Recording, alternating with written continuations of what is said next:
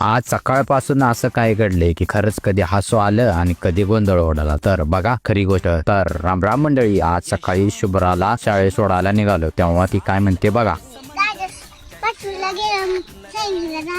हे ऐकून तर मला काही सुचलं नाही. आणि आता भुयारी गटाऱ्यासाठी दत्त मंदिर पासून रोड बंद केला आहे म्हणून हा नवीन रोड लावला. आणि ही पाणी मारण्याची भन्नाट स्टाईल बघा. पण गंमत बघा, रोडचे पण 2 रोड झाले. एक मागचा जायचा आणि हा का यायचा. दुपारी पाणी आणायचं काम माझ्यावर पडलं कारण अमोल लय महत्वाचं काम होता म्हणून बारामतीला गेला. आणि ज्या लडक्या बहिणींचे पैसे बंद झाले त्यांच्यासाठी ही वेबसाईट आहे, पण सध्या बंदच आहे. चालू झालंय की तक्रार करायची. आता नाही करायची बरं का. संध्याकाळी पाऊस आला, सडा पडताच थांबला. शाळेत श्लोकला आणायला गेलो तर बस अचानक जोरात आवाज केला. सगळे प्रवासी घाबरून खाली उतरले. श्लोकला घरी सोडलं आणि जाताना ज्या आजींना मी दवाखान्यात सोडलं होतं त्यांनी खास चुलीवरचा कोरा चहा पाजला. 1 नंबर चहा पिऊन एकदम फ्रेश झालो. हा आपल्या गावातला सगळा गोंधळ, पण हेच क्षण आपलं जग वेगळं करतात. आपण भेटू पुढच्या ब्लॉग मध्ये. राम राम.